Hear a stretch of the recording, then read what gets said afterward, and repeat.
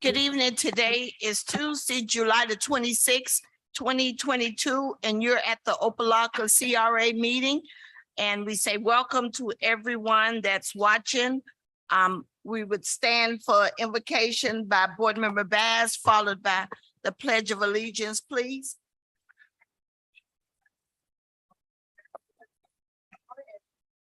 God, we thank you for bringing us together one more time in your name, God. We ask that you come into our meeting, that we would do your will for your people. In Jesus' name we pray, amen. Allegiance to the flag, the United States of America, and to the republic for which it stands, one nation, under God, indivisible, with liberty and justice for all.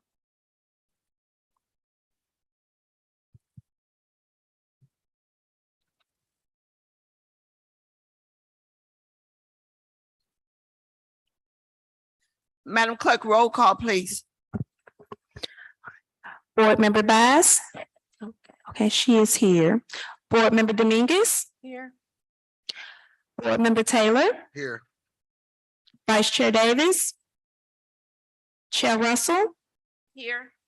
And for the record, Board Member Williams will not be joining us this evening. Attendance confirmed. Thank you. Are there any add-on items for this afternoon? Madam Chair, Yes. I was informed today that we have an add-on item, but it's a discussion item. As you all can see to the right of you, it's only a discussion item, which will take place after we finish with the resolutions. Thank you. So we'll be at the end of the meeting. Yes, ma'am. Yes, madam. Okay. Okay, approval of the previous minutes. Can I have someone to move it, please? Move it. Second. Moved by Board Member Taylor, second by Board Member Dominguez. Any questions?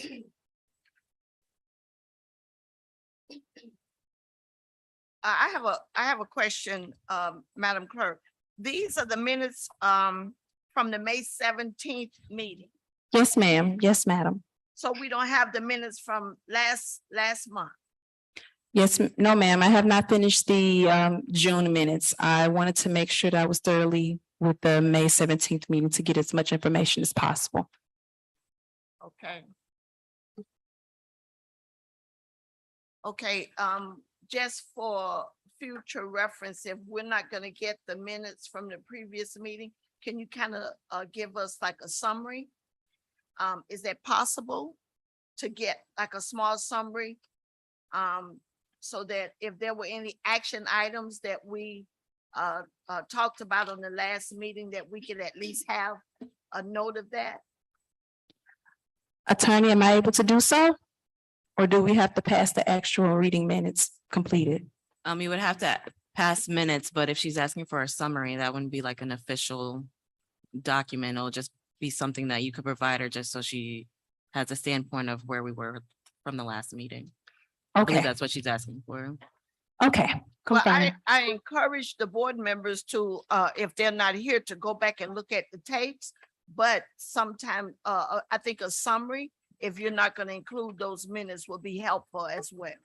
Okay, Okay, thank you, Madam Clerk. you're welcome. Call for the vote for the approval of the minutes, please. Okay, Board Member Bass, Yes.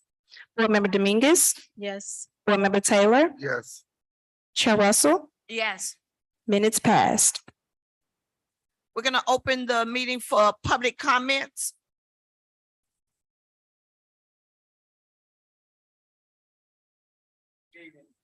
Good evening. I'm Pastor Bernice McHale. Pastor McHale, pull the mic down. I'm Pastor McHale. I live in the great city of Opa-locka. Used to be named the Triangle, but now it's Magnolia North. I'm here to support resolution number 22 for the city of Opa-locka, because there's a lot of residents here in the city of Opa-locka at Magnolia North that need assistance with this $245,000 providing for incorporative and recycling providing for an effective date. I'm also here to support the rental mortgage assistance that we're working with.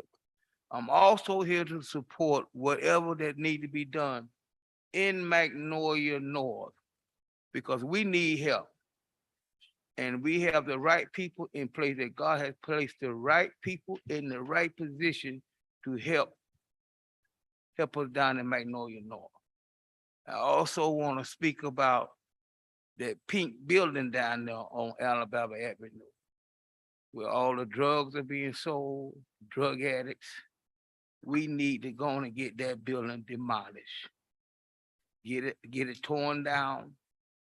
If the people want help, I could put them in the drug program.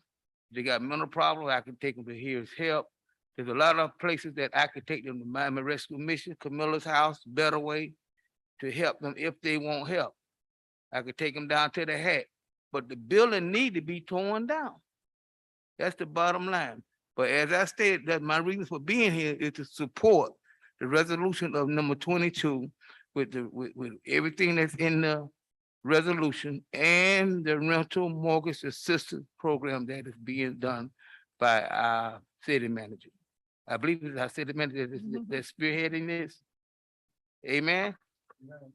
God bless you. Thank you, Pastor McHale. Okay, we also have someone online for public comments. You could go ahead and open it to them, please. Can everybody hear me okay? Mhm. Hello? Yes. Yes, Okay, just checking. Good evening, board members, Madam Chair. This is Alex Van Meckel at 806 Jan Avenue. I would have loved to be there in person, but I'm feeling under the weather, but I always love attending the meetings and always respect your guys' time. So thank you for coming together for tonight. I'm not speaking to anything that is immediately on tonight's agenda. However, in speaking on, a business, I do apologize, Mr. Meckel, one moment, please. We can't really hear you. Give us one moment, okay? Yes. Thank you. One moment.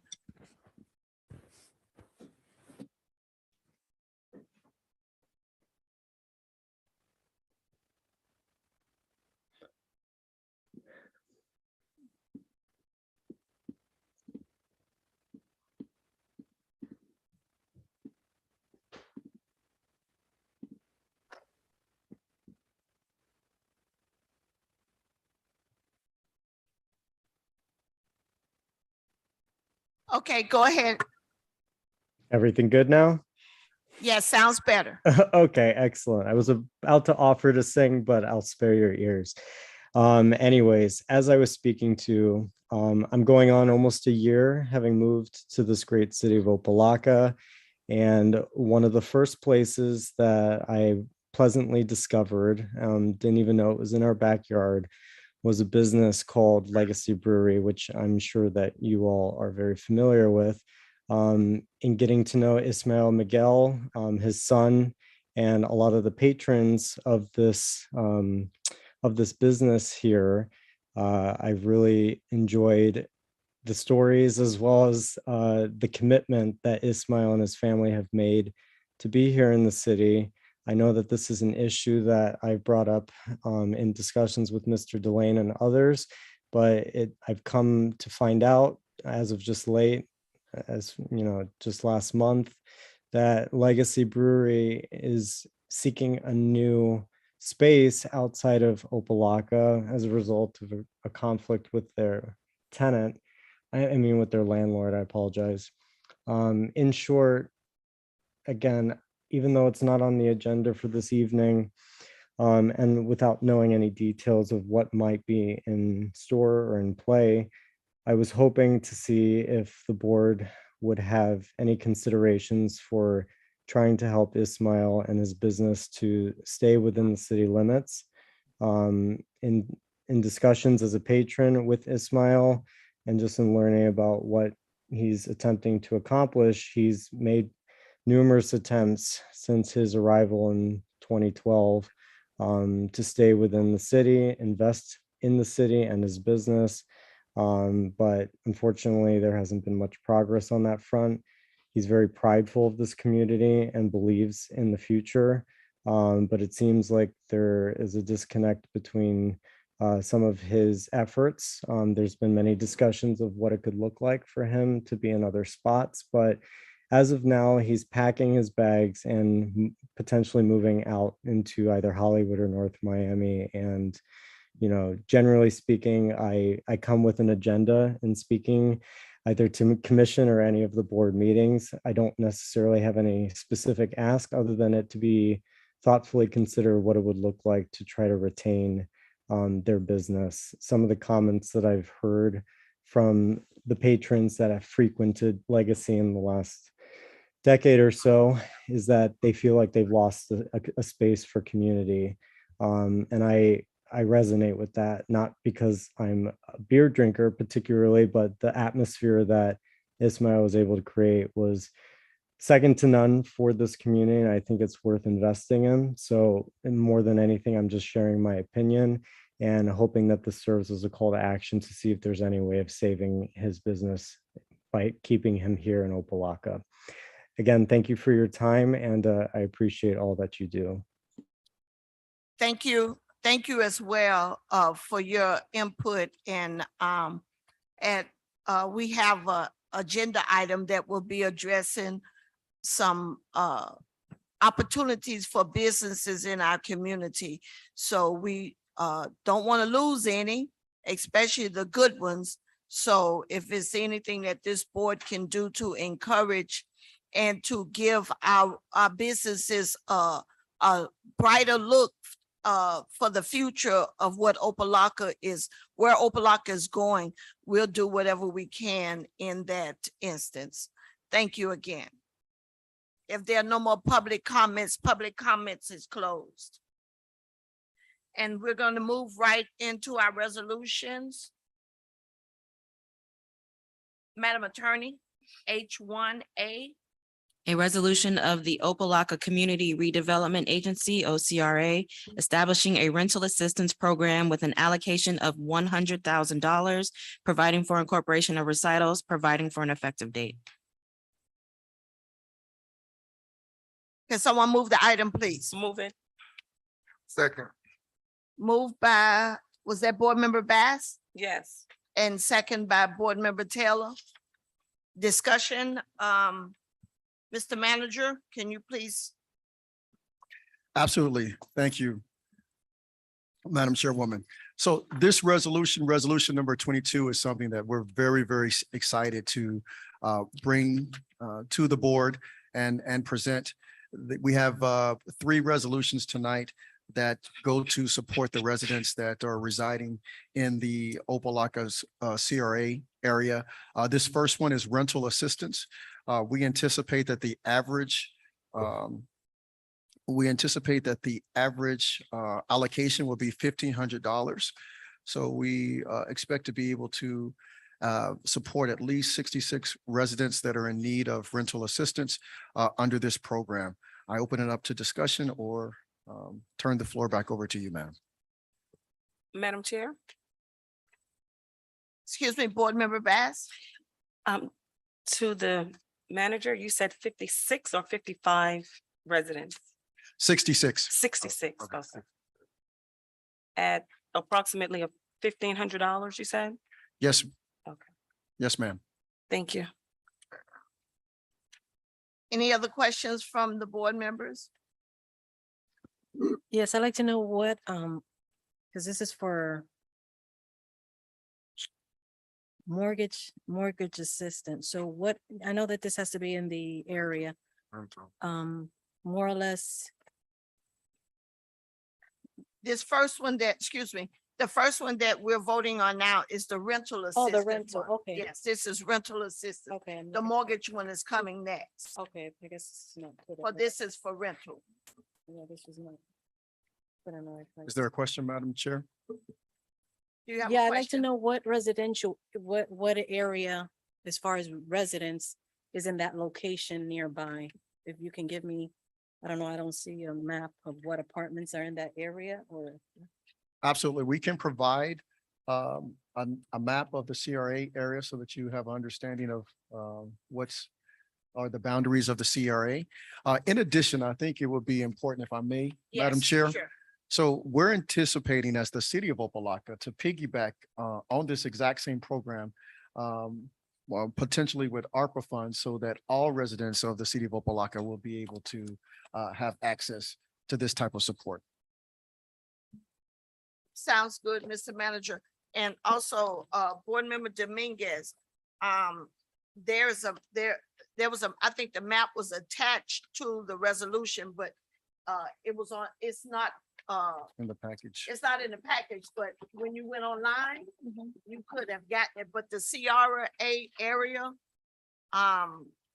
is there any way we could pull it up, Mr. Gay? We can't pull it up there, huh? Okay, don't worry about it. Okay. But we'll make sure that you get the boundaries of the CRA area. And as the manager said, that the city will be piggybacking as well, so the entire city of Opa-locka will be able to take advantage of the rental assistance program, Okay. that's which good. is, as everybody know, is so very needed right now. I mean, people are really having a hard time. So I give you a thumbs up, Mr. Manager, and to staff for bringing this before us and putting it forward. And as soon as we can get it out on the streets, you heard Pastor McHale speak on it during Citizens Forum. As soon as we can get it on the streets would be a plus to the residents. Any other board members? Madam Chair, Yes. Mr. Manager, this is gonna be played directly to the rentor. The leaseor. Oh, I'm sorry, go ahead. He's asking a question, will the money be going to the resident, the person, the applicant, or will Sorry, we be yeah. paying the money directly to? I was looking for the The answer landlord. in the question. I mean, the answer in the packet, but I could, that's why I asked it. Like, Uh-huh. Yes, it goes directly to the renter. Not the landlord. not the land. Correct.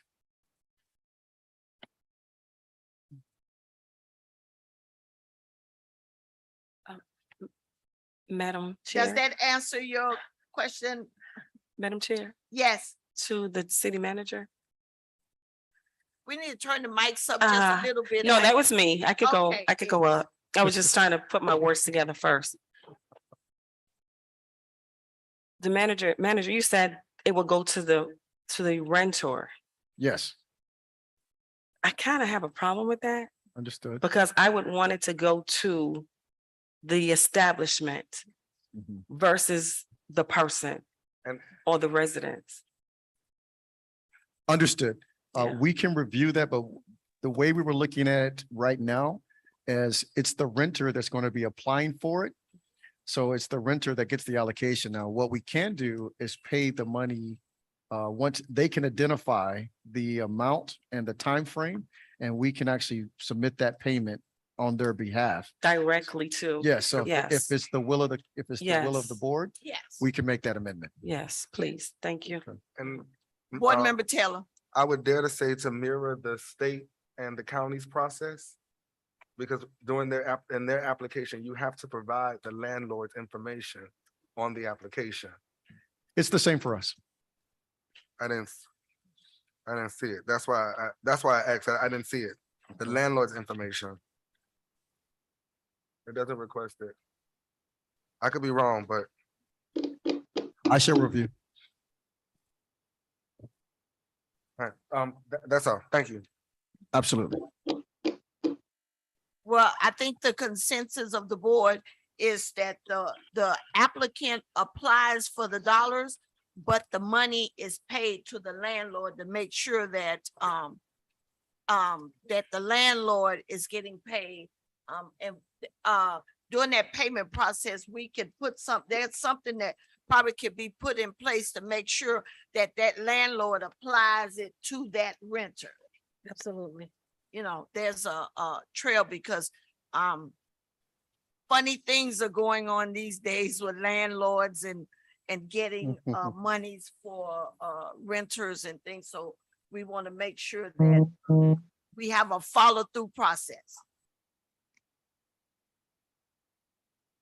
Hello.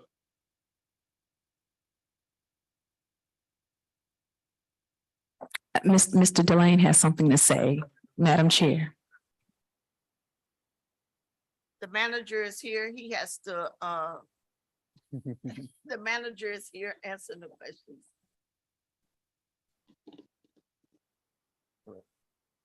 Okay. We'll make sure that, the manager will make sure that those, things are taken care of and that your concerns are put in. And I think it's one application per household. That's correct. Madam Chair. I think I heard somebody. Oh, yes, okay. Yeah, you should vote on that change for it to go to the, so that you can change, make the changes within the resolution. In Okay, the document. so it's not in there, it's not in the document now that states that it goes to, the monies are paid to the landlord. So if the changes need be made, we can, somebody can make a friendly, amendment to the resolution that the monies are paid to the landlord. I make a friendly Amendment. amendment that the payments go directly to the landlords. Is that it? Okay. A second. Okay, so there's a friendly amendment on the floor that the payments go directly to the landlord, moved by, Board Member Bass, second by Board Member Dominguez. Everyone's in favor of that? I'm sorry. Roll call.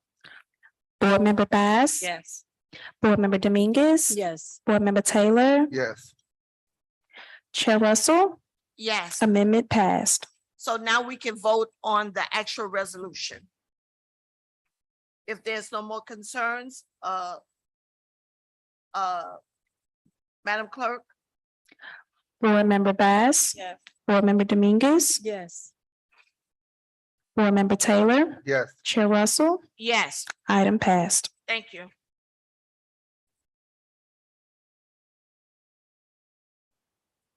Okay, the next resolution.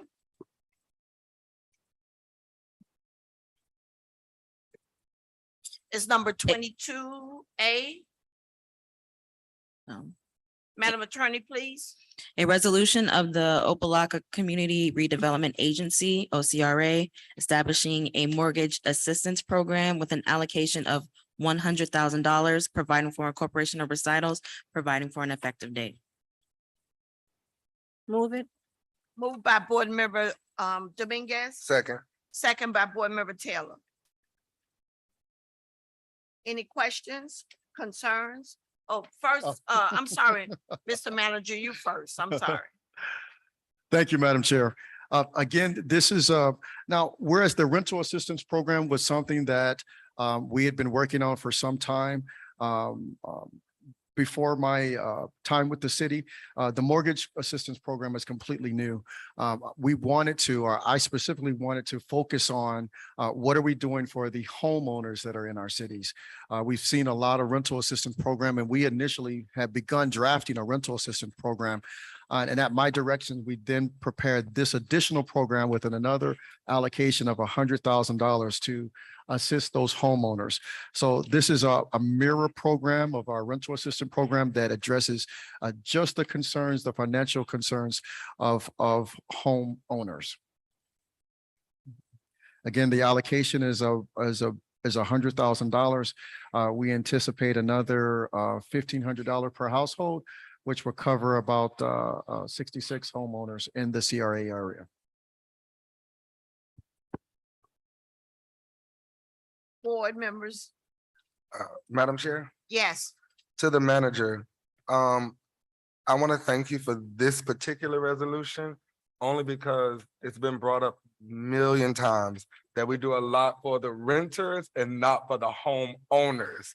So this is one of the first times that the city actually put something in place for homeowners. Mhm. So I wanna personally tell you, thank you for this particular. I was happy about the renters assistance, but for the homeowners assistance, I am ecstatic. So thank you for this.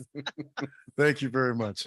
And we've seen many people come to that podium Exactly. and talk about that Home- homeowners assistance. Anyone else? Real quick, Madam, while I still have the floor.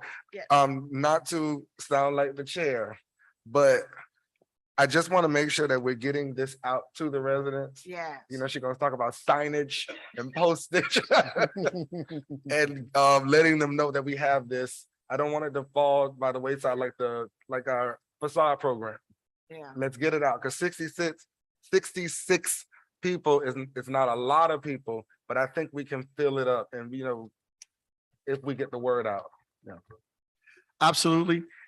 We intend to do that. I'm very excited to announce that from the city's perspective, we will be engaging a new PR firm within the coming weeks that we hope to also piggyback with the CRA operations under an additional agreement.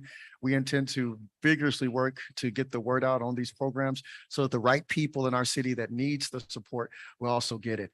Along with the rental assistance program, we also are looking to do a piggyback with the city of Opa-locka with the approved utilization of our ARPA funds to provide this type of support to all residents of the city of Opa-locka and not those just living in the CRA.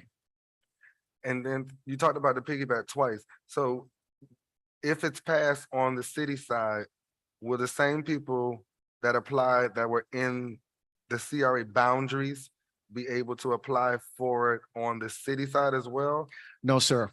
We will work jointly with the CRA, both the city and the city and the Opa-locka CRA, to ensure that nobody gets access to the same support twice. Okay. Thank you. I saw Madam Chair's face. That's why. I asked it. Anyone else?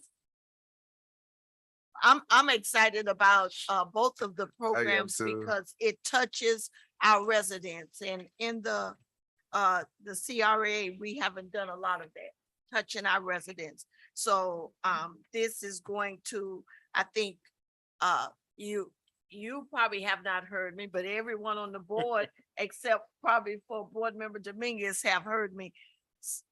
It's so important to get the information Get the to information out. the residents. And since I've been chair, I've screamed this, I've hollered this, I've talked it.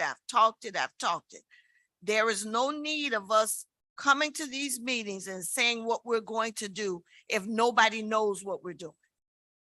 If nobody knows, there are simple, inexpensive things that we could do. And in the CRA's budget, we have monies, mailings. I mean, a ton of kids come to the park. We have churches, we have programs. These things need to get to those areas where people are frequenting so that the word can get out. I don't want us to have, if someone comes and say they don't know about it, we don't want it to be the truth on our behalf. Okay, so please, signage is so Signage. important.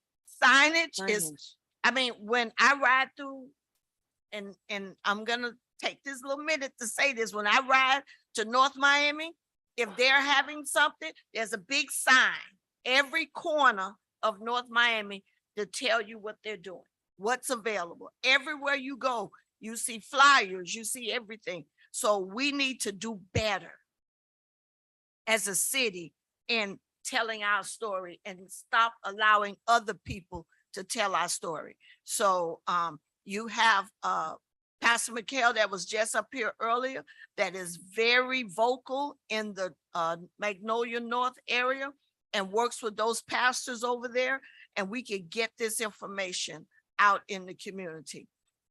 My concern is that $1,500 for the mortgage assistance program, it doesn't seem the $100,000 the same for the mortgage and the rental assistance.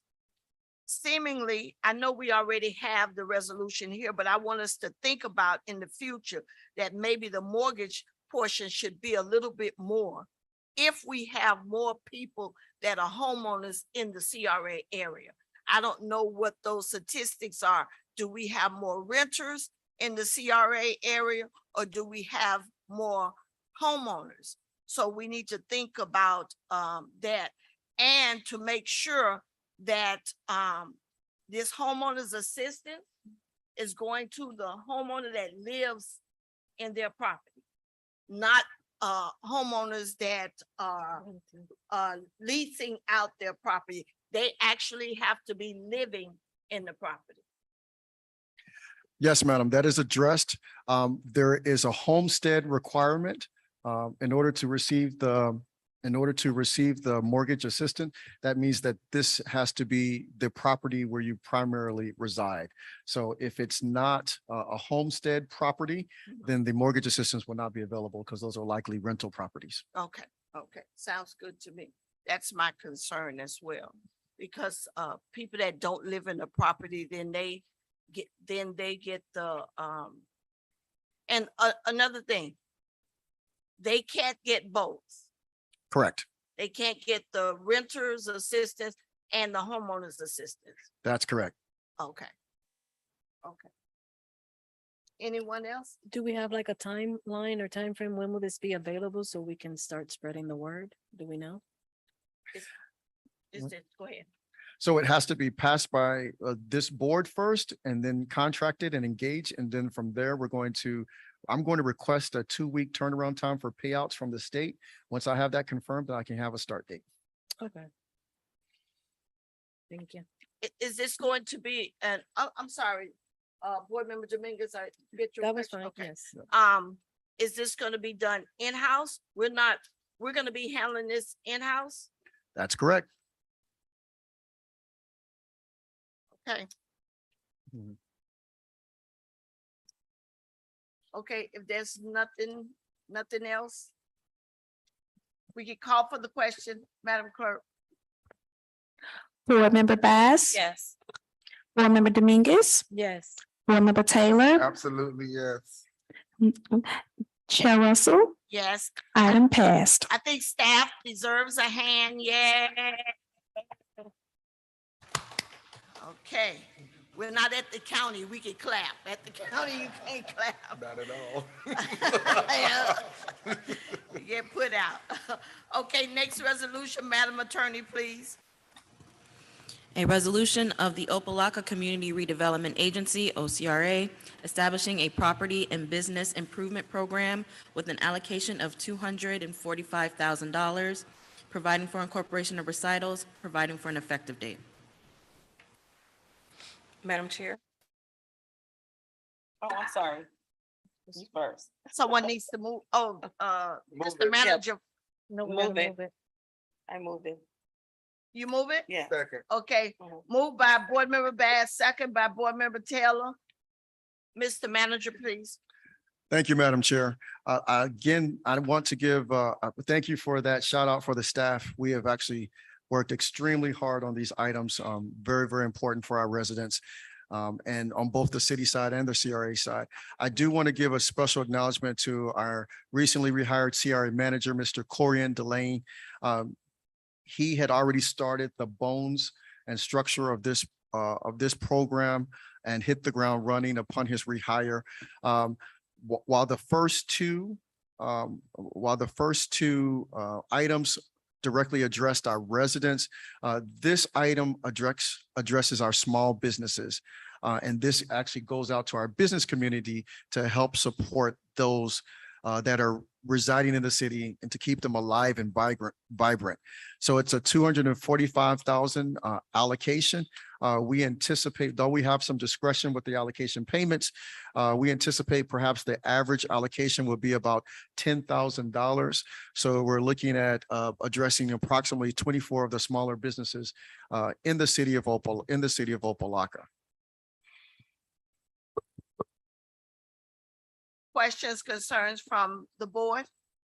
Madam Chair, Yes, ma'am. I just need a little clarity from the city manager as it relates to the word I property. want you to talk in that mic. Oh, I'm sorry. I just need a little clarification on the word property. In this resolution, What page are you on? the resolution she just read. Okay, go ahead. So that language, establishing a property and business improvement program. So when we say business improvement, that really targets service industry. But we also have several businesses that might be goods and services, which are actually property. So we wanted to allow the CRA with as much discretion as possible to help as many businesses as we see have the need. In addition to that, piggybacking off of that, if I may, Madam Board Member, we're also opening up this program not only to for-profit businesses, but for nonprofit businesses as well. So we're looking to have as much latitude and administrative leeway so that we can help as many businesses as possible. And that's why that language is there. Okay. I hear you, but I'm probably having a senior citizen moment. Because when it says property, I'm thinking maybe residential included, all that other stuff. No. No, when we say property, say for instance, if one of the businesses needs a new sign, they want to use the money to create new signage on their property. That would be a property entitlement. That would be a property right. So this Got it. allows them to do that. Got it. Thanks. Yeah. Madam Chair, Yes, sir. Mr. Manager, when you, and I'm glad you said that word, nonprofit. Is that without stipulation? So does that mean churches, daycares, anybody of the nonprofit sector can apply?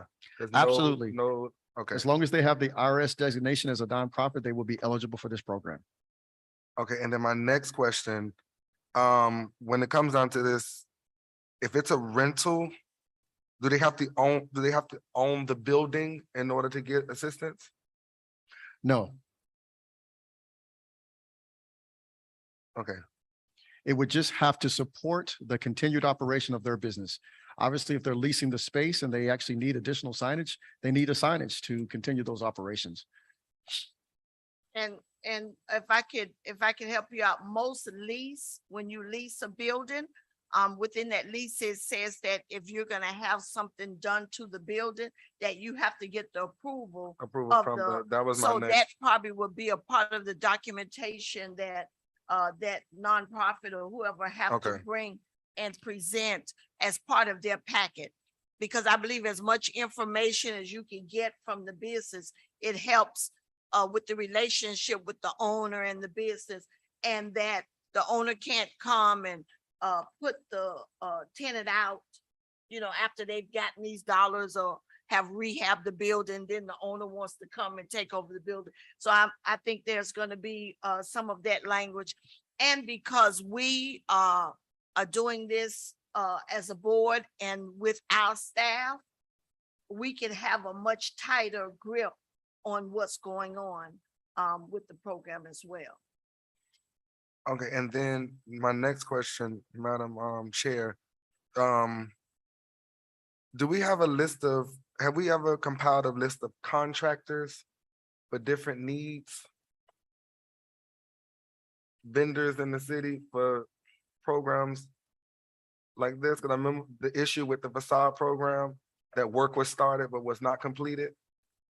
I'm gonna allow the manager to answer that question, but before he does, I've asked us as CRA to compile a directory time and time again, so Oh, that yeah. we will have a directory that we can give to business And we can people hold these that people have accountable. already been vetted through the city, that you could use this contractor, that they've been vetted through the city, No, and that Not they only are. do you can use, but you must use this contractor.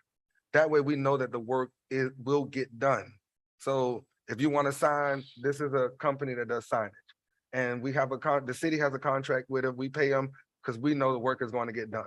So that's And what, they're a city vendor. and their city, well, that too. So I will respond, but then I will defer to our attorney to weigh in on this. A lot of cities and municipalities are moving away from those type of recommendations due to litigation. One, the vetting process, once you vet and you hold a business out as meeting your standards, you're going to be required to ensure that those standards are met. And that is something that perhaps the city is the CRA and the city want to have some caution before going down that road. The second legal concern, and again, I'm going to answer the question, but I'll allow the city attorney to weigh in on, is actually you're now getting into a right. Who has the right to have this vetting? Who has the right to have this access? Now, what may be an opportunity for us, and it doesn't address your exact concerns, is having a pamphlet of all of the vendors that are in the city of Opa-locka as a preferred vendors to actually kind of promote goods and services in our city. I think that would be something that I could get behind 100% and would recommend cautions going in different directions with that one. And I'm going to use the mayor's word on this. What gives me pause and I'm gonna say this, I support the item 100%, but I just don't want this to turn into last year's facade program where work was started but wasn't completed. And that's what gives me pause with that. And I know we discussed this prior to about compiling a vendor list to ensure that the work is started and completed. That's why I asked, can we say these are the vendors that we have? But I understand what you're saying, but that was my reasoning for asking. But I understand the legal ramifications around it. Madam Attorney, would you like to weigh in? I don't have much to add to it. I do agree with the the interim city manager. You're also gonna might get yourself in some little trouble if you only have like one person for each thing that you want done, and that person's not able to do it. And like the city manager said before about getting into rights, and you're kind of cornering yourself. So you would want to have something more like a library of vendors that you can have that you can choose from and that you guys can vet out. So I think a vendor list. That's what I'm A asking, vendor list. A vendor list would probably be helpful. But we, as board member Taylor said, we don't want me to be able to bring my cousin in to do the work and the work doesn't get finished, or it's not licensed. And then you end up getting yourself into code violations and all of those things because they have not gone through the city and follow the process of the city. So when we do, and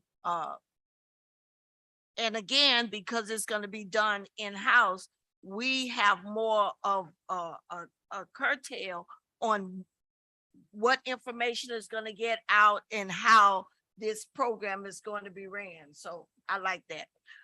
I have a question I asked, I think it was answered earlier, but on page 75, when it talks about the purpose of the business, in the middle, it talks about these businesses and or properties must be located within the following target areas. And it lists out the historical downtown, 22nd, 27th, Alabama, and Opa-locka Conference, but it does not say Magnolia North. It does not say that. I was told that Magnolia North is a part of the CRA, but I was concerned that because it said the properties must be located within the following target areas, and it did not list out Magnolia North. I'm a stickler that I believe that if it's not in there, somebody later on can say, well, no, it was not a part. But I think that Magnolia North needs to be spelled out in that language. Yes. Thank you, Madam Chair. We would absolutely accept a friendly amendment to add Magnolia North to the Opa-locka Community Redevelopment Agency Property and Business Improvement Program application. Can I have someone to move that, please? that we're doing a friendly amendment to make sure that Magnolia North is a part of the targeted area. Move it. Second, Okay, it's been moved, the amendment have been moved in second to add Magnolia North in the language of the, as part of the targeted areas. If no discussion, Madam Clerk, please. Board Member Bass. yes. Board Member Dominguez, Yes. Board Member Taylor, Yes. Chair Russell, Yes. amendment passed. If there's no more concerns, we can vote on the actual resolution. Board Member Bass, Yes. Board Member Dominguez, Yes. Board Member Taylor, Yes. Chair Russell, Yes, item passed. again, staff, thank you, thank you, thank you. Mr. Manager, we are so happy. We've been waiting for, I'm not gonna tell you how much time. We've been waiting to move something in the CRA, and we look forward, and the residents look forward to making sure that work is done, quality work is done, and that the county knows that the CRA is doing some work, that we're doing some things. So we applaud your effort and the effort of the staff and this board that is getting it done. Thank you, thank you, thank you. Okay, next resolution, Madam Attorney. Resolution H4, a resolution of the Opa-locka Community Redevelopment Agency, OCRA, directing the interim CRA manager to allocate payment of 10% of all salaries of the city of Opa-locka's planning and community development staff for fiscal years 2019 through 2020 and 2020 through 2021, providing for an effective date.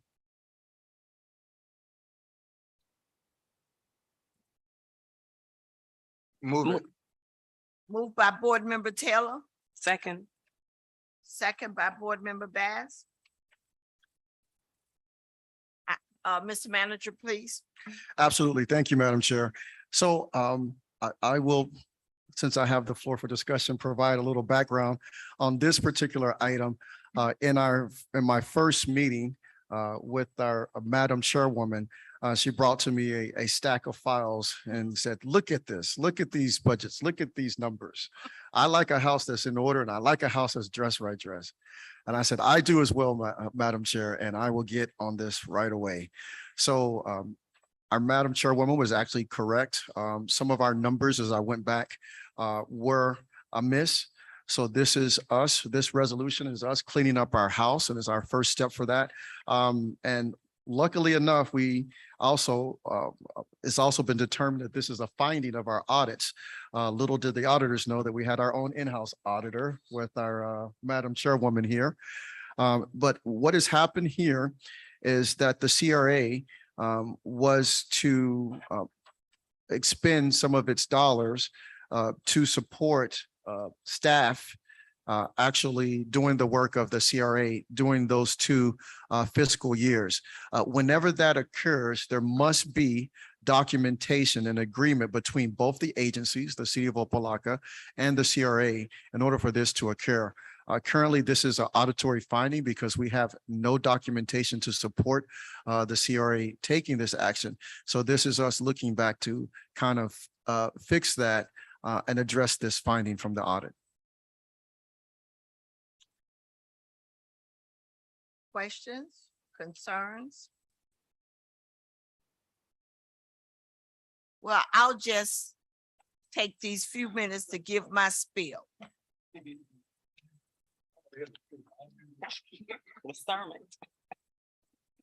When, as the chair of the CRA, I don't believe in waiting until we get to the dais with staff to air out certain things. I think that we should go into our meetings at least with an understanding.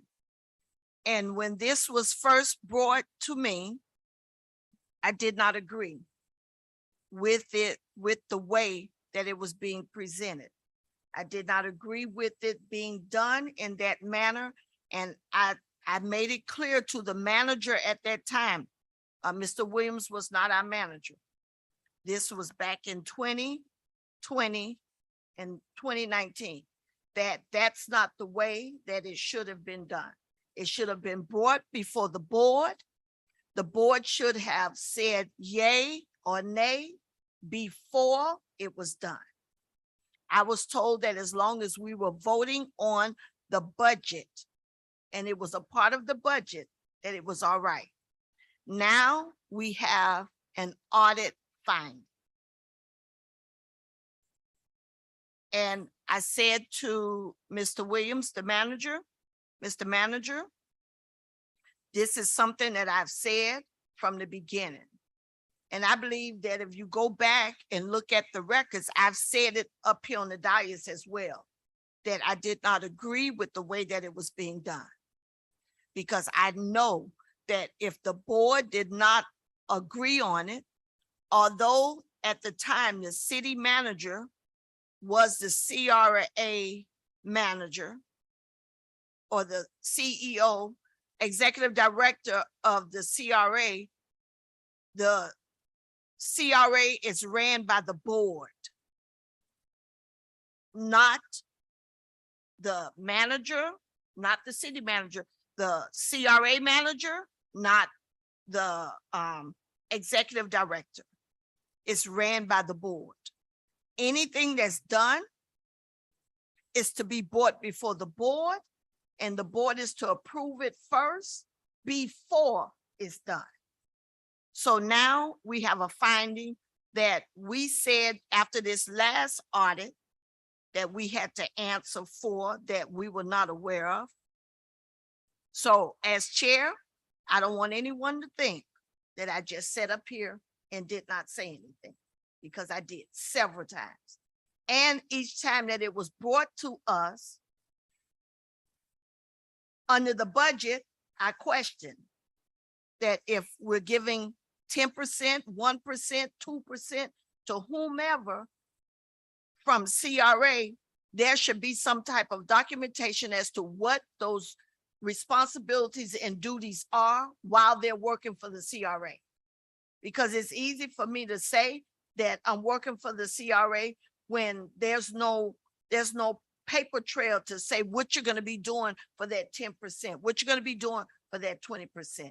And I know because I have a budget with my own business, and 50% to this agency, 50%, but I have to give an outline as to what that time is and what you're going to be doing during that time. So for the record, I did not agree with it. Yes, we have to vote for it now, but it's something that could have been avoided if we would have done due diligence back then.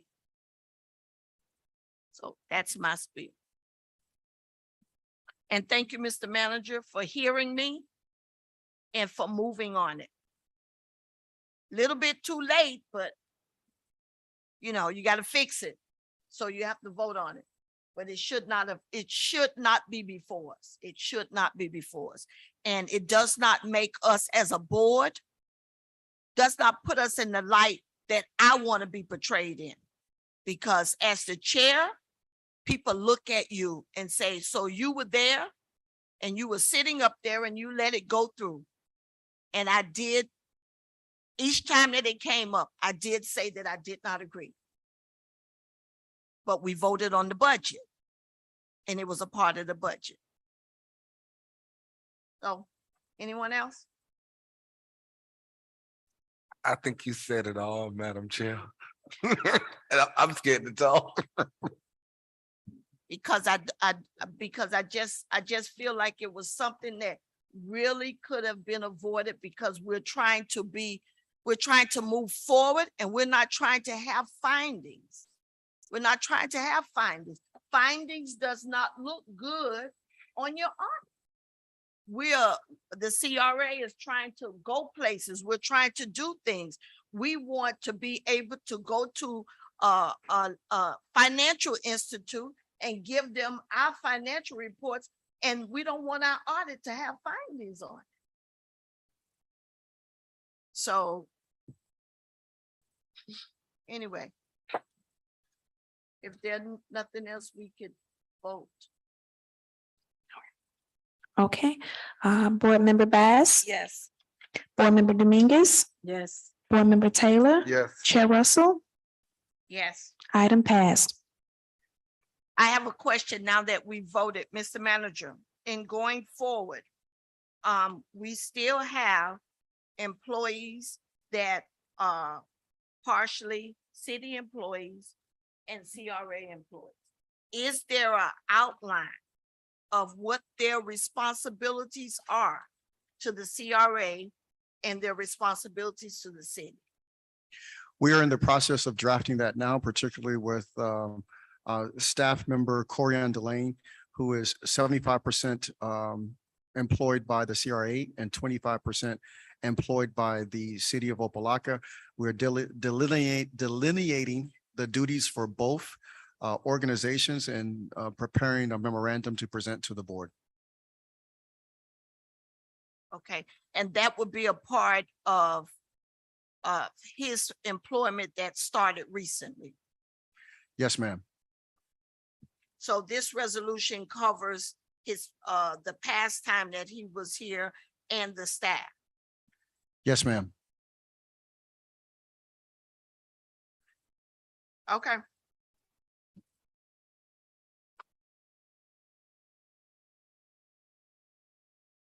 It nerves me. Madam Chair, Yes, ma'am, Board Member Dominguez. do we know which are the employees and what percentage do they work? Like you just said, or the manager just said that Mr. Delaney works 75% for the CRA and 25% City of Opa-locka. The rest of the employees, what percentage do they work for the city and what percent for the CRA? Currently, Mr. Delane is the only employee contemplated with the split. I think the clerk too, right? I'll ask Mr. Gay to come up to contemplate that.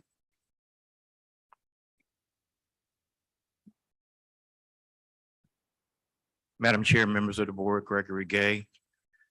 Historically, the compensation division that was done in relationship to the Planning and Community Development Board serving as the CRA staff was at a 90%, 10%. And that was done as a guesstimate at that time. And that's what is reflected within the legislation that's here now. As we go forward into the next fiscal year, and as we started that separation of the staffing, the Planning and Community Development Board would not be compensated in any way, shape, or form from the CRA.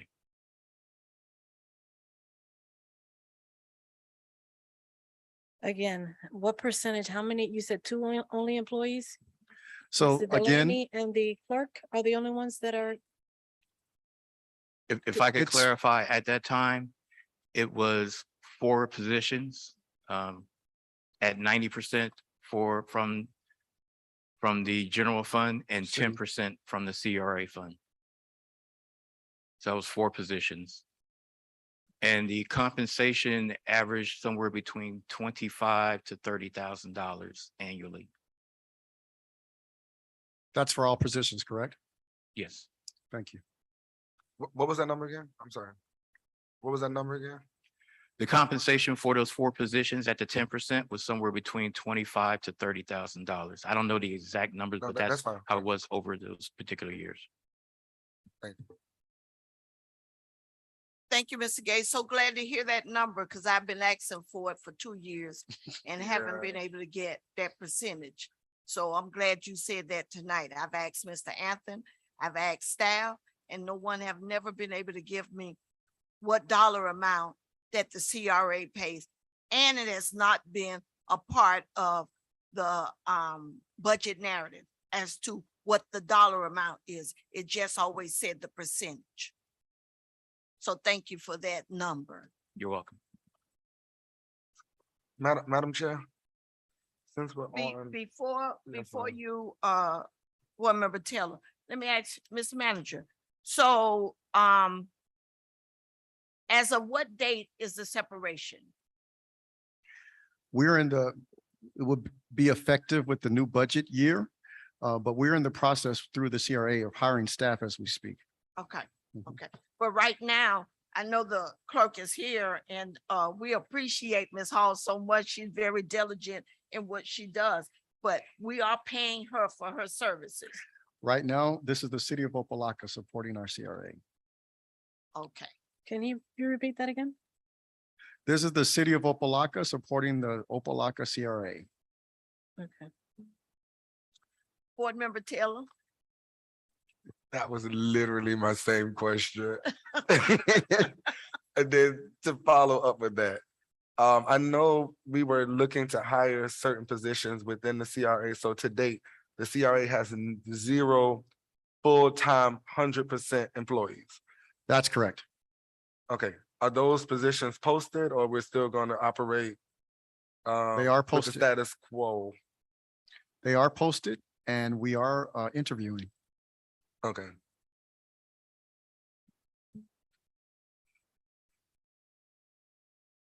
What are those positions? That's a question from the, I mean, you don't have to provide it. Do you need that? Okay. Ask your own question.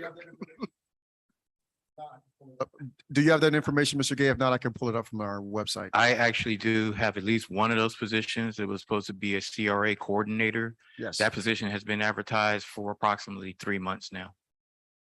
And didn't we budget for a secretary or something, CRA administrative assistant? We or also what? did budget for a secretary, but we were waiting for the interim CRA manager position to be filled. And then once that was done, and then that position would be advertised as well. I believe that was also advertised. I think it was advertised about 2 weeks ago. Yes, that's correct. And I also paused that position because we just received space for that person to work.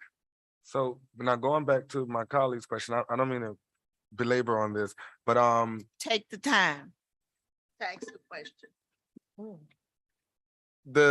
once, like the chair asks, when we get to that date of crossover, the CRA staff will be full-time CRA.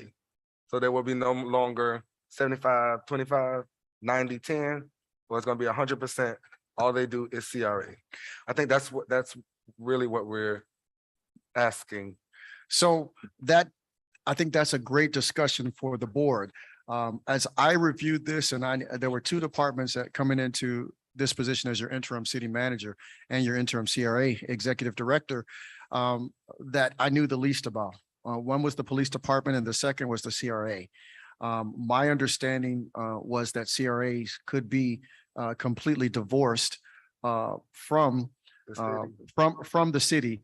But as I began to study the most successful CRAs, there is interlocking. And I did not understand first why that is, but so many of the things that the CRA needs to do are dependent upon the city. And so many things that the CRA can provide, the city may want to be a part of and actually piggyback where we can. Like this is a great programs, 3 great programs that we put forward and you all passed tonight. But if there was a complete divorce between the CRA and the city of Opa-locka, imagine all of the city residents that live outside of our CRA that would not have access to this kind of support. So so it is my recommendation that at least 1 or 2 positions, certainly the CRA manager position, still have some direction under the city manager. And board members, that was also my with the input from me as chair, that I told the Correct. manager that I would prefer at this time that those positions are especially the coordinator and the manager, that they answer to the executive director and that he has some input, because we as a board, I'm engaged almost on a weekly basis. I'm available.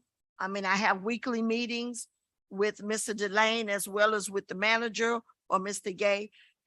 But we as a board can't really manage our employees. We're not in a place to manage our employees effectively. And being a CRA and with the, if you know the history of CRAs, with some of the ills that go along with CRAs, that's one of the things that's talked about, that CRAs are not able to be managed properly. That's why cities are also involved, because what you as a CRA does has a direct impact on the city. So having that relationship is helpful. Okay. And this manager, not saying that past managers haven't as well, but I've the relationship that I've had been able to garner with the new executive director of the CRA, he understands what I, as a chair, would like to see us push forward as a board. And that's because I listen to the board. And I know that there are certain things that we need to push forward. And so I'm constantly in contact with them. And while we're on that subject, another thing that I've brought up that we as a board need to make sure is in place, that the insurance covers, and you all have heard me say this before, that the insurance covers the appointed county board members, myself, and it was Commissioner Titus at the time, but she's no longer on the board, that the insurance that covers the board, that we're included in that. So there are some things that I've said to the executive director, and he has been getting on it, and I really appreciate that. I really appreciate that, because sometimes when as a chair, when you talk, sometimes it just falls on deaf ears, and then they run, not you, but the CRA is ran as if it's a city board, and it's not a city board.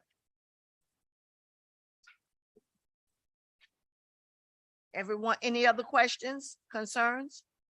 So as soon as the employees and all of that gets straightened out, I'm quite sure we'll be receiving some documents and from the city manager or from Mr. Delane as to the process and when the hiring takes place and all of that included. And another thing, we as board members, we all voted on that auxiliary board to this board. We need to get some recommendations. And we heard from Mr. Alex today doing citizens forum. We need to make recommendations to that board, because they will be an arm of the CRA board to help us with projects that we want to do in the community and to get input from the citizens. So we need to also make sure that each one of us have an appointment. So we didn't make sure that we appoint those people to the board. To that board, Madam Chair, Yes, my recommendation is to put a business owner on it so that they have a voice as well, because I the think CRA affects them as well. I think we did. Okay. I think we did, but anyway, we need to get with Mr. Delane and give him some recommendations of people that we would like to see. And please, let's, from all over the city, not just from the east side or the west side, make sure that we try to spread it out, that we have complete participation from throughout the city, all the four corners of the city. Okay? All right. We have an add-on item I think that we need to discuss, and also anything else from Mr. Executive Director. Thank you so much for your help. Thank you. Absolutely. My pleasure. The add-on item. So we have an add-on item to discuss the budget, and I'd like to call Mr. Gay up to address. Madam Chair. Excuse me, before you start, I apologize. We never said, Mr. Delane is not here tonight, but he's on staff, but he's at a conference, right? So we didn't acknowledge that. I'm sorry. That's why he's not here tonight. Okay. Oh, I thought he was playing hooky. You thought he was playing? Oh, I thought no. he was playing hooky. No, That was Ms. sir. Russell. No, Oh, sir. no, I'm here. I'm listening. I was just gonna say, Mr. Delane may not be present and physically, but he is present virtually. We know Ms. Russell was gonna make it be virtual. Again, Madam Chair, members of the board, Gregory Gay.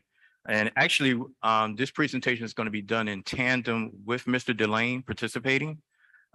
He has played a major role in how the budget for 2023 is being mapped out. I'm presenting before you a few pages as it relates to the budget for 2023. The first page is the title. The second page basically is, the second and third page is basically the scorecard of how the CRA has operated over the last 2 years. We have certain projects that we have completed. As far as the board's priorities, we're looking at parks beautifications and those particular items as well. We also have what we're calling our 2023 objectives. And these are basically how we look to utilize the TIF funding going into the next fiscal year. And we first of all, we'd like to say thank you for the resolutions that you just passed, because you can see that we're looking at development opportunities and providing development incentive assistance, the rental assistance, mortgage assistance, and business assistance. Those objectives through the legislation that you just passed gives us the opportunity to move forward in achieving those particular items. Also, we are looking to put some funding toward the historic fire station. I know in the past, this board has supported historic preservation. And at one point, we did pass a resolution to have some supportive funding for the historic city hall. Now that has been pointed out through a bond that the historic city hall has its own separate funding pretty much at 100% to basically do the complete restoration for that particular project.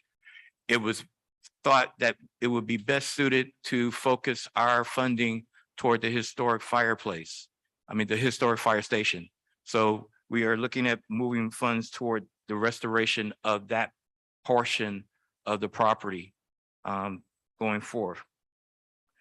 Streetscape has always played a major role. And we've done some street cleanups in the past, but now we want to basically begin to do some beautification, especially for those road areas that have construction slated to take place. In most cases, it might just be a milling and resurfacing, or it might be a total redo of the roadway itself.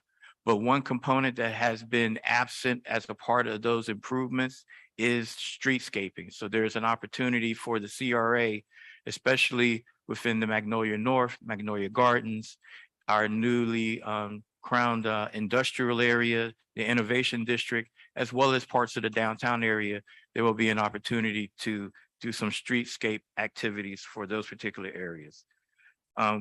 We are looking at doing funding to support Ingram Park and adding an entryway from the Wilmington Street side, so that you will have 2 ways to get into Ingram Park, whereas right now there's only one.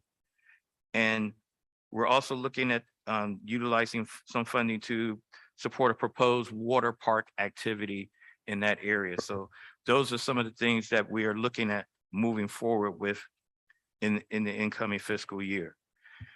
Any questions? Excuse me, can we ask questions in between, because it's kind of long and I don't want to lose. I'm 65. I don't want to lose my thought. Please do. Okay, when you're talking about the entryway to Ingram Park, is all of Ingram Park is not in the CRA, right? All of Ingram Park is in the CRA. All The of Ingram the entire Park? park. Okay, I thought that area where they wanted to develop those houses was not a part of the CRA. Wilmington. On Wilmington, that's a portion of Ingram Park right now that at one point in time, we've had 2 ideas of how that area could be redeveloped, either residentially or expansion of the park. It is in the CRA. Okay, all right. Thank you. Go ahead. You're welcome. This past year, we listed out some of the accomplishments that we were able to achieve. We talked about the downtown master plan, which was completed, the innovation district with the overlay, which was also completed within this year. Looking at conducting workshops, and we have a workshop that's actually coming forth to look at stimulating development activities within the CRA. We also will be looking at updating our MOU, and it's actually an update that will be very well needed because it should reflect some of the employment compensations that it relates between the city and the CRA. And that's the document that both bodies share to determine what the interactions are between those two entities.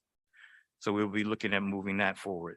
And the process for clarifying the financing for the TIF between the city and the CRA is also something that needs to be further defined within the MOU. So we'll be moving forward with that as well. Mr. Gay, Yes. board members, did you all understand that, when he talked about clarifying the finances and tax increment between the city and the CRA? Because, board member Dominguez is new to some of this stuff, so, you know, we have to kind of take our time to make sure that she understands what we're talking about. If I could just add, as it relates to the CRA and the city, there's a few things that are very important. One is for a project to be done by the CRA, it cannot be a project that has been identified by the city. So you have to make sure that it's not in the city's budget for that project to take place. And then the CRA can look at implementation and funding for that project. Secondly, the project has to be identified within your CRA plan. And I know that Ms. Cameo came here a few meetings ago, and that was one of the things that she stressed, you know, pretty much consistently through her presentation, that if the project is not identified within the CRA plan, you have to do an update to your CRA plan in order to put that project in there. And then the project will qualify for CRA funding and TIF funding. Any Mr. questions? Mr. Gay, I'm sorry, through the chair, Mr. Gay. The plan, can you provide it to everyone? We can provide you I know with, some of us have seen it, I'm sure some of us have it. yes, the plan is actually on the website, but we can also provide you with a hard copy. I think that would be helpful, especially to the new board Yeah, members. so they can, Yeah. So they can, understand. and one thing I like that you, I don't know whether you or Mr. Delane have been doing it. Whenever we have a project, that they show in the plan where it's at. Where it's at, yeah. Yes, They give documentation as this is where it's at in the plan. So I like that. That's a good, that's something good to give to the board members. okay. Thank you for that. As far as the objectives for 2022 and the measurements for 2022, those are listed out below. I don't think I would need to go through them. You can pretty much read them at your leisure, unless you want me to point out specific ones that we were able to move forward with or complete within this last fiscal year. I have a concern. Well, it's not a concern. It's a comment. We've talked about the support that the CRA is giving to the Parks and Recreation Master Plan. Now, Correct. I think last year you all the city put out an RFP for that master plan, and we voted to give those dollars to the city. So the CRA gave their portion of the dollars, but I never saw the master plan or never even knew the company that they had chosen to do the master plan. Mhm. So what happened with the CRA paid their portion, but what happened to the master plan? Well, as far as the funding, that funding has not been transferred to the city as of yet. The city did go through an RFP process for the Parks Master Plan. A company was selected. Negotiations began with that particular company, and they were supposed to basically provide us with a contract. And as of 3 weeks ago, we have not had any communications with that particular company. So we think that they may have lost interest in moving forward with doing a contract with the city.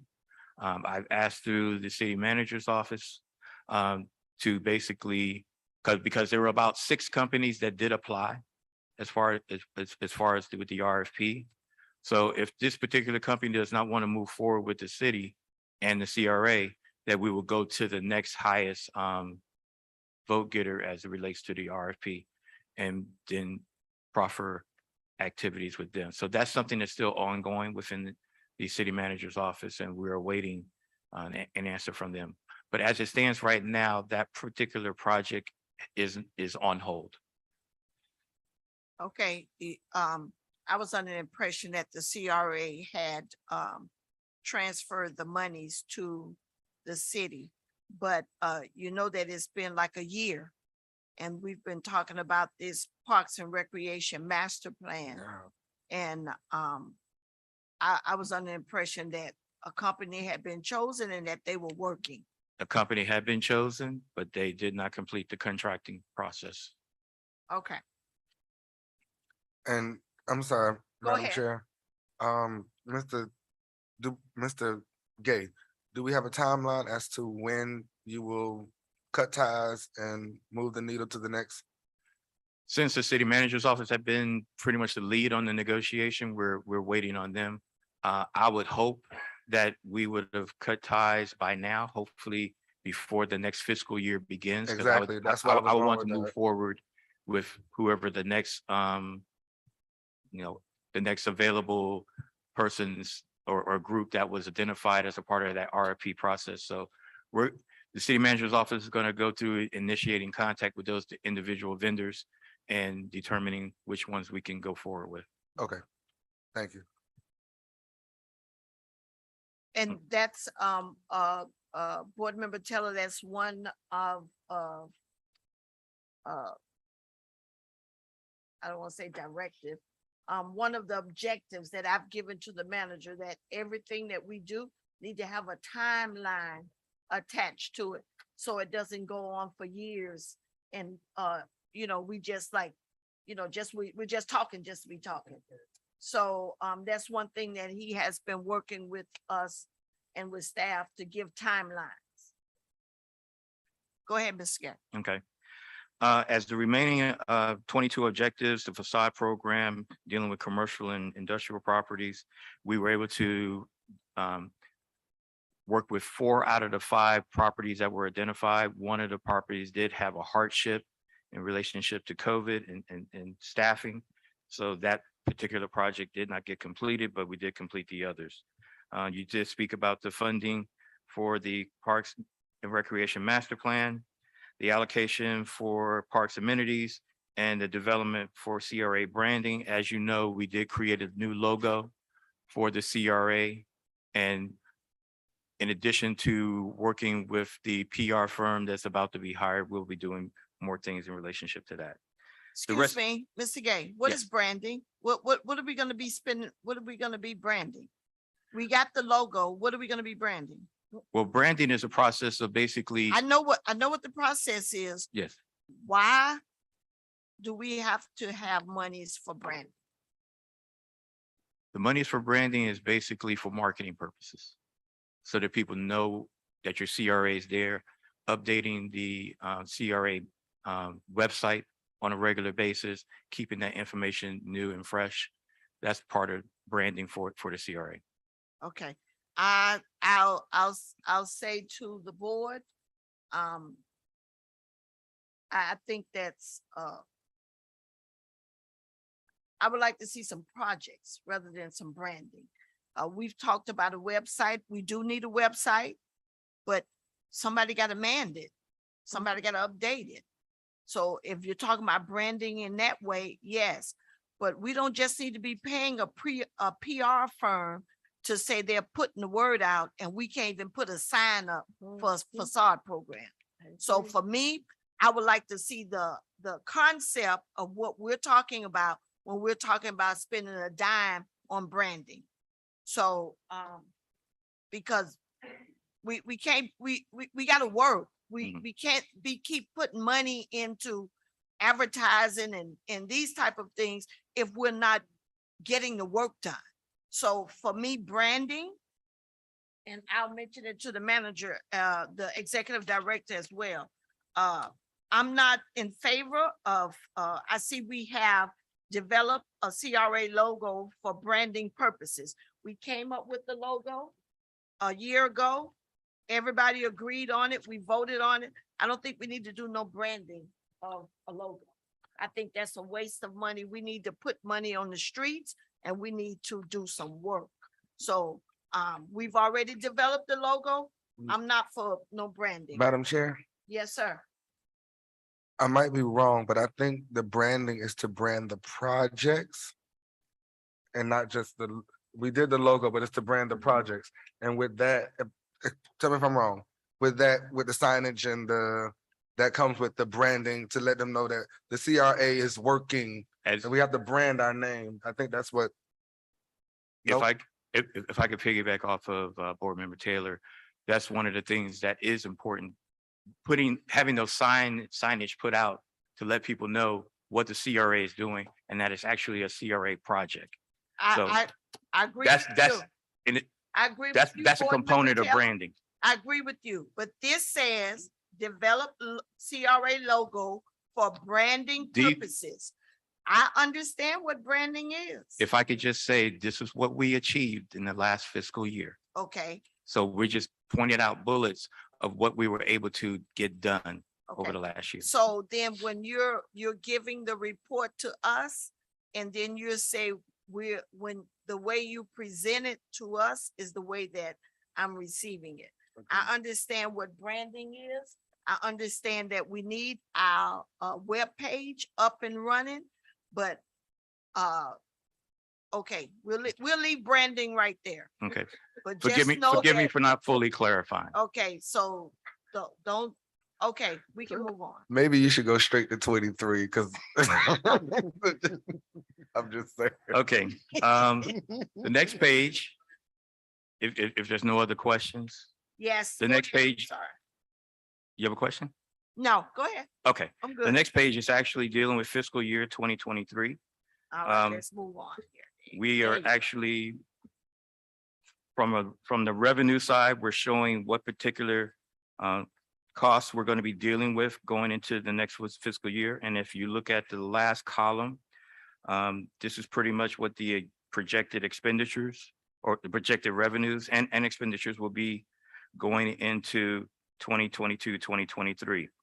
You will probably notice toward the middle of the sheet under operational expenditures, the items that you just voted for this evening, speaking with the apprenticeship training, the commercial grants, the home ownership and rental assistance programs, those are already outlined to be moved forward with going into the next fiscal year. We have other items relating to development assistance under capital improvement. We're looking to see if there may be opportunities for working with a farmer's market within the CRA, developing community policies and working with arts in public place in order to better beautify some of the areas and make them much more pristine. And as you will see going further down, we did have a listing as it relates to some projects that you may wish to continue or you may wish to go in a different direction. But as it relates to expenditures that we foresee upfront with the facade improvement, historical building renovations, that's looking specifically at the historic fire station. We're in the midst of the supporting dollars for the park fencing, which was done. And then we're looking to do some streetscapes, some park amenities, and as I talked about before, the entrance for Ingram Park, the new entrance for Ingram Park. So this is basically the line out for the budget for this particular going into the next year. On the next page, if you have any questions. One thing I would like for the board to take note of where it says under revenues, interest, earnings, I did speak to the manager about that, and he's looking at the monies that we have in the bank that we should be trying to get some type of interest on those dollars. So that's something that have been discussed, and the manager, the executive, I keep saying the manager, the executive director will be working on that. So hopefully in 23, we'll see some interest coming back to the monies that we have in the bank. Go ahead, Mr. Gary. Thank you, Madam Chairwoman. On the next page, you will see what we anticipate to be the expenditures relating to staff positions, the administrative expenses. We anticipate that that particular amount will probably increase due to Mr. Delane's position being 75% funded from the CRA and 25% from the city, along with the two other positions that will be brought online going forth.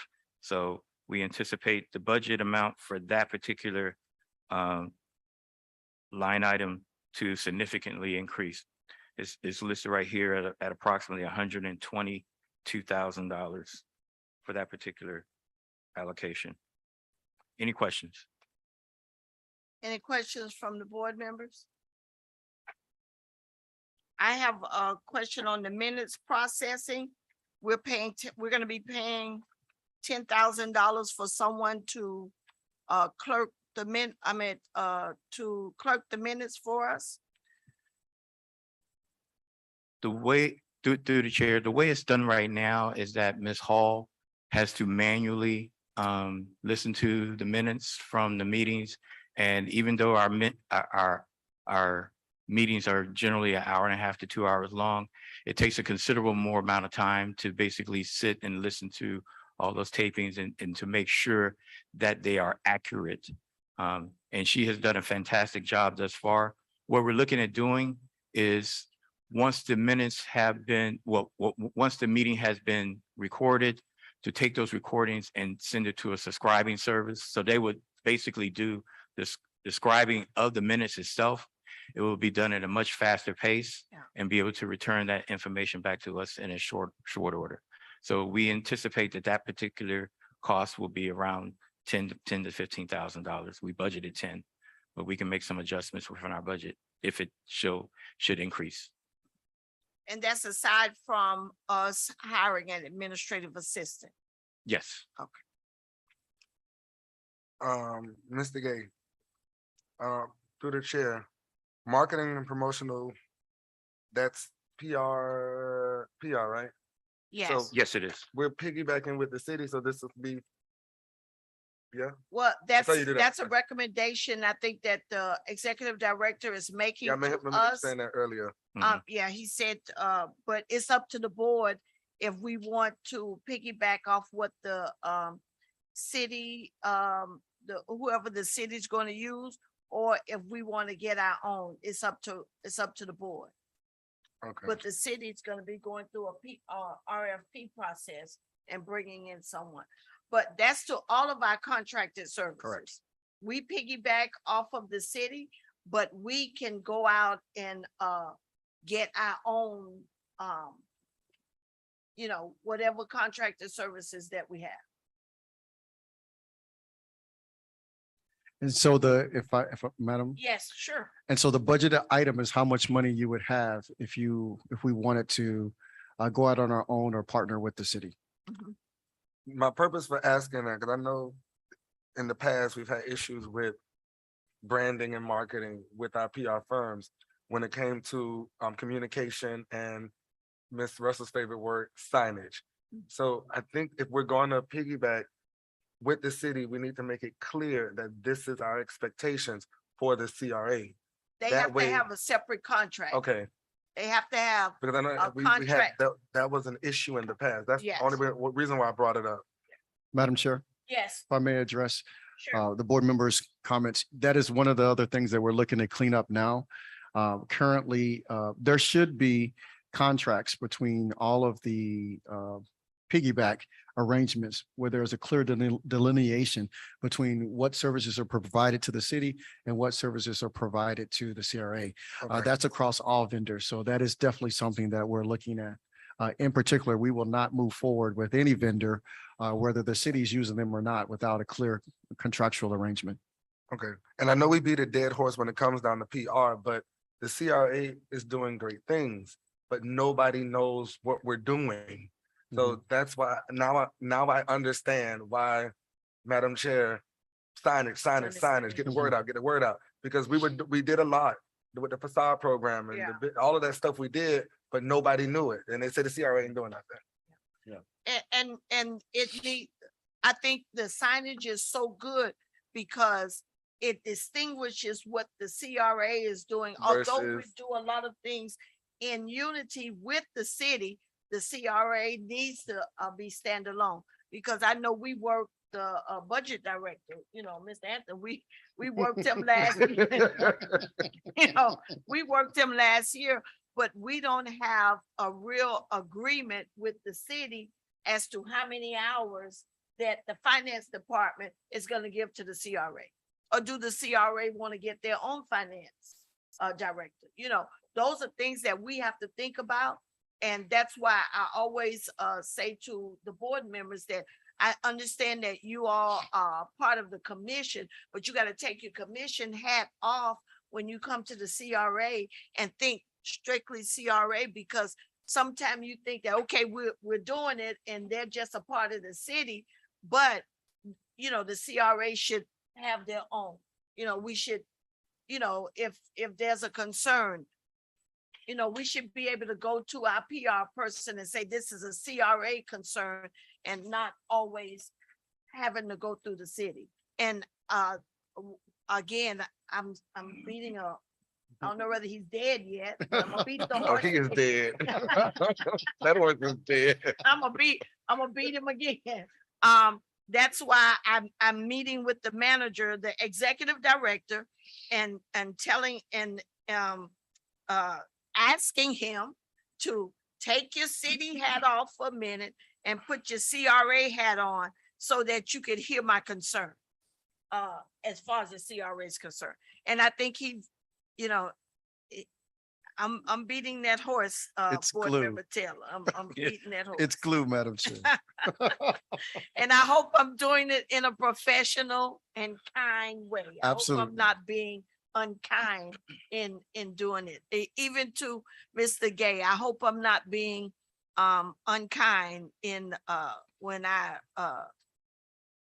bring things up, and especially when I'm passionate about it. I'm not angry, but there's some things that we just shouldn't have to go through after 3 years, 4 years. Is 5 that an apology, Madam Chair? Yes, We that's- accept.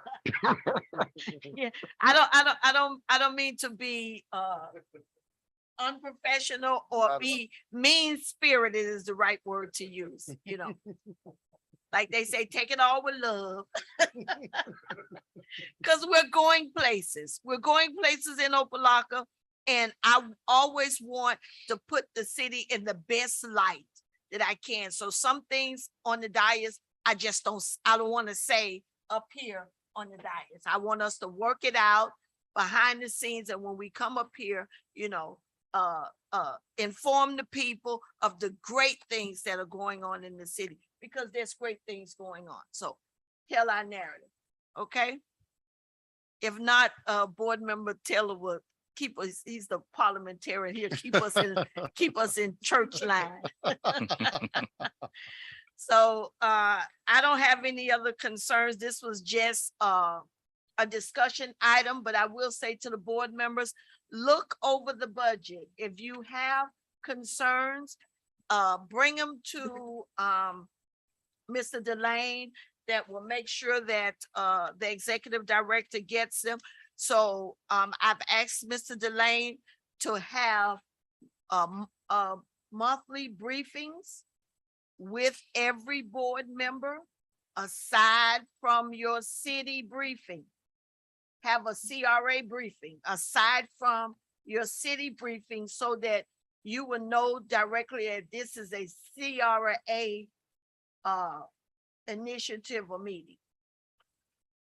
And one last question, Madam Chair, before you dismiss, the, the, um, the board that you proffered, the Yes. arm of the CRA, what did you call it? It's an ad hoc, Auxiliary. Auxiliary. Auxiliary board. auxiliary board. Okay, And Commissioner, Board Member Dominguez, that board is to help us in activities that we do, giving suggestions to the board as to things that they would like to see in the community, like the farmers market that we're talking about. There are other initiatives that residents probably would like to see in the CRA area. You know, Pastor McHale over in Magnolia North, they have a lot of things that they would like to see happen over there.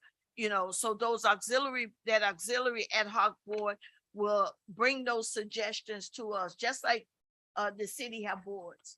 and my next question, really quick, Madam, No, take your time. no. I feel like Burke, motion to adjourn. When do you need the appointments by? And are they solely and only open to residents or business owners or nonprofit owners in the CRA boundaries? What I'll do is I'll ask Mr. Delane to bring that language that we voted on and to send that language out to everybody. Okay. But those appointments were needed yesterday, Oh, okay? Because I think that ad hoc committee has been on the board now probably for about 8 months or better.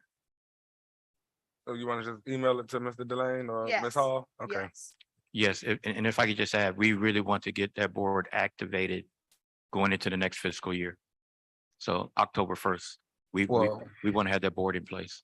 Yes, that'd be great. I give mine to Pastor McHale. You got mine tonight. Ms. Hall. That's my appointment for the board, Pastor McHale. And just to let you know, the rest of the documentation that's with you, it basically includes the budget narrative and a little bit more of a deeper dive as it relates to the details of the budget itself. So that would conclude my presentation of the budget. If you have any other questions, I will address them. My question would go to the executive director. I know in planning and zoning, they're able to make large signs with y'all have a printer, right? That you're Yes. able to make large signs. If we could please, since we passed the rental and the mortgage agreement, can we make some in-house signs now that we could put, and you could say to be announced or coming soon or something. Start putting those flyers out in tomorrow night. You have a commission meeting, you know, put some flyers out and you could say start date coming soon or something, so that we'll start putting it in the mind of the residents. Because I was very taken back by a young lady that lives in Opa-locka and wanted to stay in Opa-locka and is being forced out of her home, and she can't find anywhere to live within the city. So, and she was hurt because she said she loved Opa-locka and she wants to stay here. So we want to keep our residents that love this city. But again, wake the horse up, John. Signage, signage, signage, signage is important. Madam Chair, as it looks right now, I know we can do at least a 11 by 17 Yes. sign, because we did that for a previous event. But if we're looking bigger, we may have to look at some outside resources to get those things larger. Whatever you But- can do in-house right now We'll definitely get would moving on be, it. would be a start. Ms. Russell, Madam Chair, Yes. the only reason why I don't agree, and I think we should do that in harmony with the city, because everyone doesn't know the boundaries of the CRA. So once you put it out, you're gonna get a lot of people who don't live in the CRA to apply. And they're not gonna understand that I can't pay your rent because you don't live in a certain area. So I think might not want to put the cart before the horse. And I think that should be done in harmony with the city. So that way, when that program is proffered, it encompasses the whole city as a whole and not just a certain area. Okay, okay. That's my opinion. That sounds good. So let me ask the city manager now, not the CRA executive director. When does the city anticipate doing their rental program? I'm moving as quickly as possible on that to coalesce the will of the commission for the utilization of the ARPA funds. So I'm hoping to get another public forum scheduled for next month to allow the residents to weigh in as per the will of the commission on the utilization of those funds.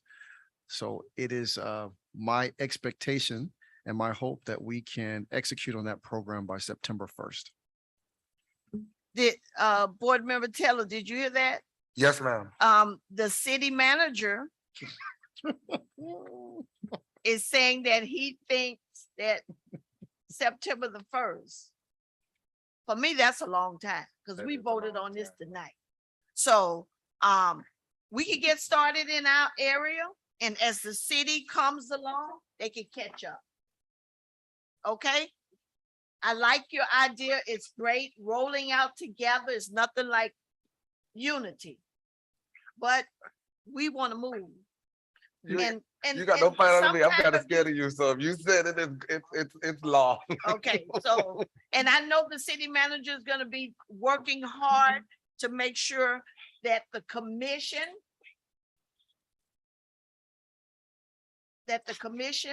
is on track with moving forward, because sometimes it's kind of slow on moving. So we don't want the CRA to be stagnated. Madam Chair, just a quick question.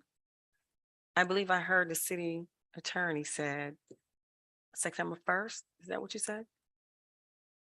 The city attorney say what? Something about September 1st? City manager? City manager, I'm sorry. Oh, yes, that's what he said. Is that Labor Day weekend? Yes, Okay. yes. That is my hope. That is my hope unless Oh, an by additional September meeting 1st. is scheduled or required by the commission. Say that again, say that again. That is my hope. Unless, Ms. Russell, we have on our CRA Unless an hats, additional- not our commission hats right now, okay? unless is to be the will of commission that we have another meeting before pulling the trigger on utilization of the funds. Okay. Okay, so we're going to move forward. Before we dismiss Mr. Gay or Mr. Executive Director, can you talk about the affordable housing initiative that we're having on this Friday that should have been noticed long time ago?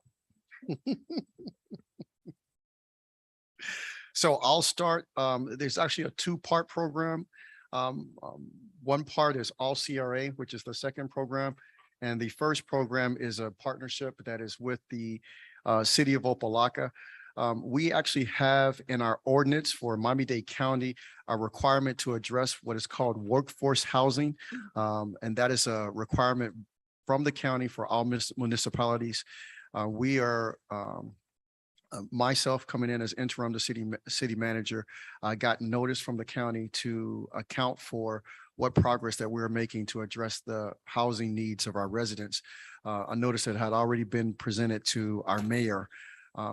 I have written, along with the support of our community development department and the support of our CRA manager, an affordable housing initiative. That is an initiative that we have separated into two separate phases.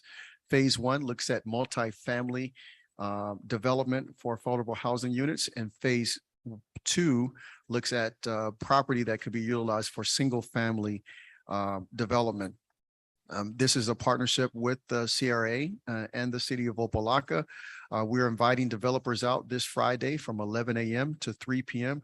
here at Shabundi for us to present the properties to them for discussion items and ideas and opportunities to partner with the city, partner with the CRA to develop housing on these properties. We hope that this program becomes a blueprint for the county to use and require for other municipalities in the county. So we've extended invitations out to county members. We're continue to reach out to developers to ensure that we have a robust participation. And we would invite all board members of the CRA to come out and participate and support. Very good. Madam Sounds- Chair? Yes, ma'am. I have a question regarding this. I actually shared this page from social media. And I had someone ask, what does this mean? Give residents more clarity, especially someone who may have to leave work to attend. As far as the timing, you think about people have to come out of work to come to attend to this. It doesn't really specify. Like if there's an update, if you can come up with a better update for residents who would like to attend, this would be good for them. Because that's one of the questions that I asked. I said, well, I'm gonna ask once I come to the meeting, so they can maybe clarify, maybe they can give more information just in case someone that would like to attend. Madam Chair? Yes, sir. Thank you, Board Member Dominguez. This first portion, the 11 a.m. to 3 p.m., that is something that that is open to the public. So absolutely a resident could come, but it's geared toward developers, large-scale developers that have experience with affordable housing initiatives. I do appreciate that you share that on your social media. And it is open to the residents. However, I will now turn over the second portion of that event that we do want all of our residents to participate in. And I'll have Mr. Gay explain that program. Okay, the second portion is where we will be having an event that will be a continuation of the developers forum, but it's more of a public event. You may recall back in June, we were looking to do a Juneteenth event, a karaoke event in the city of Opa-locka. And unfortunately, due to weather challenges at that particular time, we were not able to move forward with this. So we looked at rescheduling that event, and we are basically in the process of having that event Friday afternoon, approximately starting around 3:30, 4 o'clock at the conclusion of the affordable housing workshop, having this community event, a karaoke event. So it will be from 4 o'clock until I believe 9 o'clock.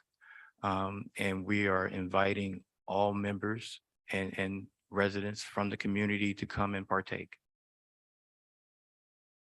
Any questions? Was this announced? Was there a flyer? How do residents know about this? I mean, I'm just hearing it for the first time, so. We've been a little delayed as relates to the flyer design for that because it had to be changed from what it was for the Juneteenth celebration.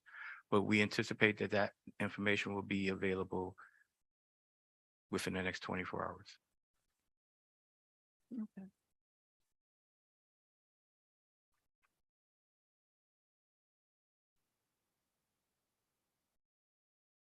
Any other questions?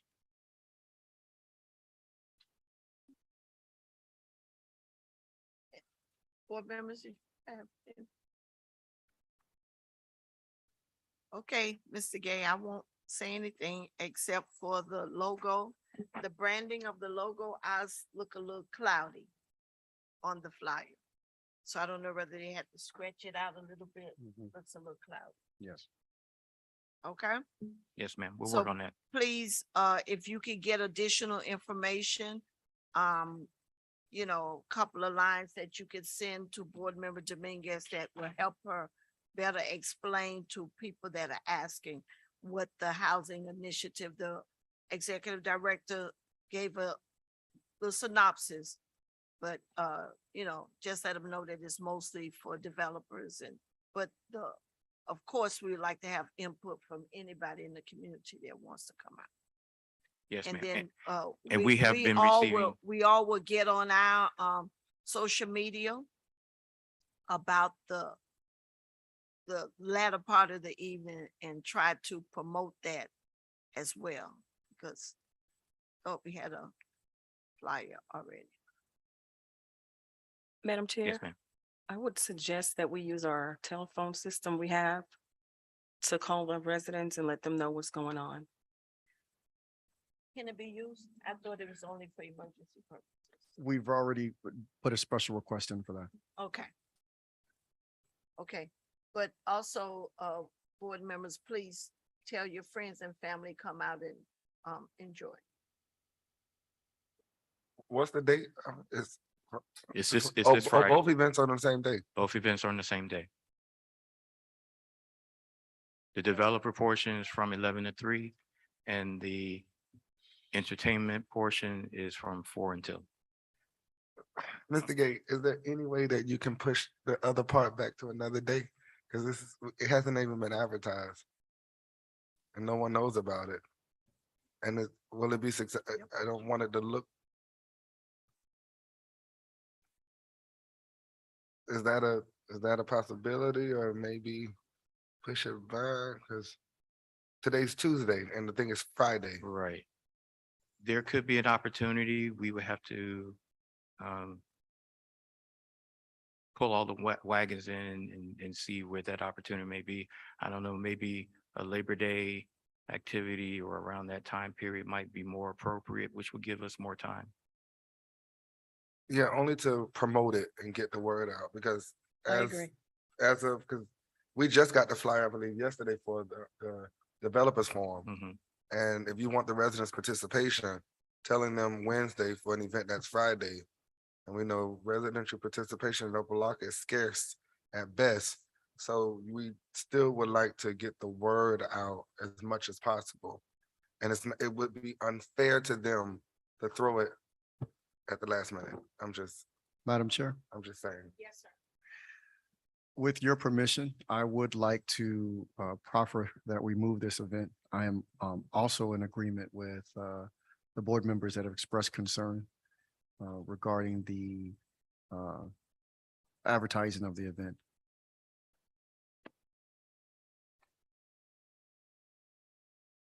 Yes, sir.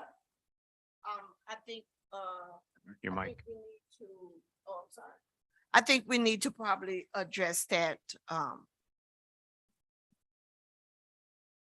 Move it to another date. Yeah, move it to another. day. Absolutely. If you're open to that suggestion, Madam Chair. I'm open to that suggestion, but, we need to make sure, Mr. Executive Director, that, this time, that we don't change it again, please. Yes, ma'am. So that's the will of the board, and also a suggestion was made that we try to do mailings. You know, if we could get them in with the water bill, or however we could, get the word out to the community when we're doing things, we need to, do mailings, okay? Anything else for this board, Mr. Executive Director, No, Madam Chair. board members? All hearts and minds are clear. Motion for adjournment. Motion to adjourn.